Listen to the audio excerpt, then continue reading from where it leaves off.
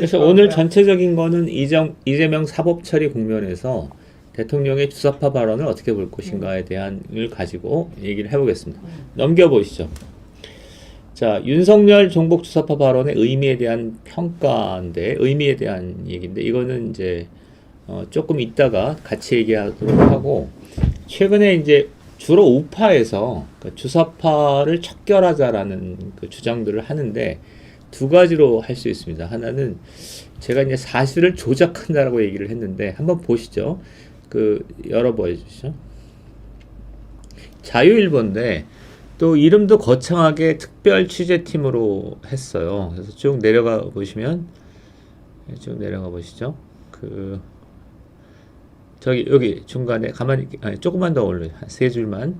자, 보시면 김미영 부원장을 고리로 이재명 민주당 대표는 이석기 경기동부 연합 청주 간첩단 사건의 활동가 그룹, 간첩단 1심의 사건의 활동가 그룹, 민혁당 사건 찬정 그룹, 인천의 왕재산 간첩단 사건 그룹 등 전국의 아로와 연결되어 있다. 그리고 이재명 대표의 최측근 그룹을 보면 김미영 부원장은 사실상 원톱으로 전국의 종북 활동가 그룹을 관리하고 대장동 키맨으로 통하는 정진상 전 더불어 선대위 부실장이 행동파라고 보면 된다. 이렇게 돼 있고요. 조금만 더 내려가시면 김용 부원장의 행적에 대해서 94년 1기 한 청년이 출범할 때 정책위원회 지도위원을 역임했다. 그래서 이런 것 때문에 그런 역할을 할 수 있다라는 거고, 그 다음에 또 하나 흥미있는 거는 이 같은 의사결정 구조는 전대협 한 청년 조직의 독특한 방식 때문인데, 임수경 방북의 최종 결정은 당시 정책실장이었던 연세대 박종렬로 알려져 있다. 요 세 가지를 보면서 정말 우파 언론은 갈 때까지 갔다 이런 생각이 듭니다. 언론이라고 하기 어려울 정도의 민망한 얘기인데 하나씩 얘기를 할게요. 네네. 첫 번째는 연세대 임수경 방북의 잠깐만요. 조금만 좀 사전에 말씀을 드리면은 저희가 이제 요 내용을 묻고 저희도 처음 보는 내용들이었어요. 그죠? 우리도 처음 듣는 내용이라서 이제 오시겠지만 사실은 이제 이분이 홍성희 선배가 그 이재명 옆에 있는 한총련 그룹과 친하세요. 같이 활동했던 그룹이라서 저희가 다 사실 확인을 좀 했던 과정이 있는 거죠. 예, 그래서 그 사실을 좀 알고 정확하게 적을 좀 쳐야 사실은 전투에서 이길 수 있는 거잖아요. 예. 그런 의미가 조금 있는 거죠. 예, 지금 보면 임수경 방북의 최종 결정은 당시 정책실장이었던 연세대 박종렬로 알려져 있다. 이건 맞습니다.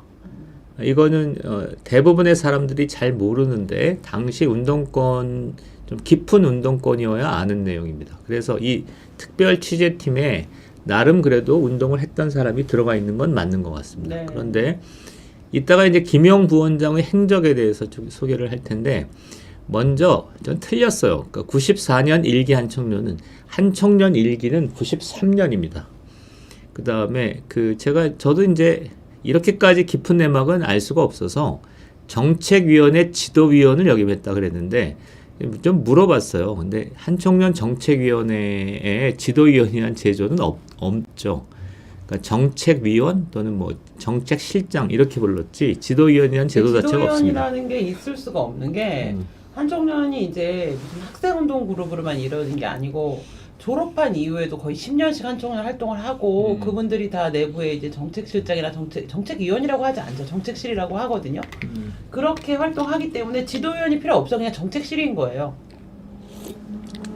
그래서 이거는 조 자체가 일단 틀렸어요. 그리고 두 번째는 이재명과 주사파를 연결 지으려는 시도 자체가 조금 대부분 많이 틀린 게, 예를 들어서 정진상 씨도 남청년이라고 알려져 있고 공공연하게 그렇게 썼는데 지금 또 다른 자료를 보니까 부산 경성대 출신인 게 아는 것 같습니다. 예. 그러니까 남청년 출신이라는 것은 너무 그러니까 너무나 터무니없는 허위 사실인데 그 얘기가 그냥 알려질 정도로 그러니까 이재명과 한청년에 대한 관계는 전체적으로 잘 모르는 가운데 그냥 대충 그런 게 너무 많은 것 같고, 앞으로 올리시면 경성대 법대 출신이네요. 68년생이니까 그러네요. 좀 앞으로 남청년이 될 수가 없는데 부경청년인데? 남청년 아니죠. 네. 자, 조금만 위로 다시 가세요. 자, 이거는 지금 이런 정도 얘기를 할 수 있는, 그러니까 김영 부원장을 고리로 경기동부연합, 청주간첩단, 무슨 1심의 간첩단, 민혁당 잔정그룹, 인천의 왕대산 간첩단, 이런 정도는 무슨 얘기냐면 이선실이 내려와서 관련 주사파나 종북 세력을 모두 규합해서 당을 하나 만든 겁니다. 이선실이면은 북한이 직파한 간첩 말씀하시는 예, 거죠? 이선실이죠. 그러니까 앰플? 그건 아니고, 그러니까 이선실 정도의 간첩이 내려와서 남한에 있는 종북 그러니까 주사파들을 다 규합해서 새로운 당을 하나 만든 수준이거든요. 그리고 그 당이 김영을 통해서 이재명한테 보고한 수준이다라고 하는 거기 때문에 남한 내 거의 수령 같은 존재가 되네요. 이재명은 이런 정도면 계엄령이나 뭐 어떤 특별한 조치를 취해서 다 잔존 세력을 소탕해야 될 수준의 얘기를 하고 있어요. 그러니까 이런 얘기를 언론을 표방한 사람들이 이런 얘기를 할 수 있다는 게 놀랍습니다. 그리고 또 하나 쭉 올라가시면 이게 특별 취재팀이에요. 그러니까 어떤 기자가 쓴 게 아니라 이렇게 썼다는 거죠. 또 다른 걸 한번 보시죠. 그래서 그 윤석열 발언 이후에 이것도 기왕에 얘기를 하죠. 그러니까 두 가지가 있습니다. 하나는 윤석열 발언 이후에 이제 그 주사파 척결을, 그러니까 보수 세력이 대부분 이거에 깊이 공감하는 분위기예요. 그러면서 하는데 그 중에 하나가 저는 이제 성상훈이라는 분인데 잘 모릅니다. 저는 윤석열이 민주당사를 압수수색하고 이재명 문재인 측근을 소환하고 민주당 사무총을 구속하고 이러한 것들이 윤석열이 주사파 종북 주사파 발언을 한 다음에 주사파를 체포를 하겠다라는 종합적인 구도 위에서 한다는 거예요. 근데 사실 이런 발언 되게 위험한 게 그렇죠. 지금 우리 뭐 대표님이 지난 토요일 날 집회에서도 발언을 하셨지만 이재명과 민주당을 지금 해야 되는 거는 이들이 그냥 범죄 세력이기 때문에 실정법을 어겼기 때문이고 정치 자금을 불법적으로 조달했기 때문인데 이런 식의 얘기를 계속하면 마치 지금 하고 있는 이 검찰의 지극히 법치에 입각한 이 수사가 정치 보복이나 특정 세력에 대한 어떤 그런 뭐 이런 것으로 탄압으로 보여질 수밖에 없는 좀 위험성이 있는 오늘의 것 같아요. 핵심 쟁점은 그러니까 현재 벌어지는 이재명 수사가 법치에 의한 범법자를 구속하는 소탕하는 거냐 아니면 일종의 그 혁명 같은 거냐. 그러니까 불손한 세력을 소탕해서 대한민국을 바로 세기 위한 정치 혁명 같은 거냐. 그러니까 후자로 몰아가려고 하는 거죠. 사실은 그 앞에 다시 그 PPT를 보여주시면 아까 자유일보가 약간 저기 계통입니다. 정광훈 계통인데 이쪽 양반들이 그렇게 몰아가려고 하는데 뭐가 안 되냐 하면 본인들도 잘 몰라요.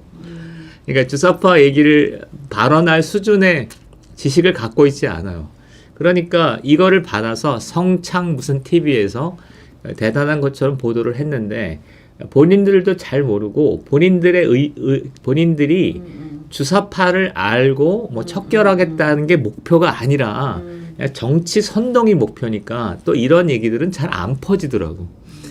그리고 근데 이제 이게 뭐 두 가지 방법이 있을 수 있는데 사실 지금 뭐 법치를 좀 회복해가는 과정이고 이제 검찰들이 너무 수사를 잘하고 있기 때문에 범법의 영역은 이제 검찰 수사를 쭉 밀어가면서 이거 법치의 영역으로 한동훈 장관이 말한 것처럼 특검은 무슨 특검이냐, 수사기관을 쇼핑하는 피의자가 어디냐 이렇게 얘기했잖아요.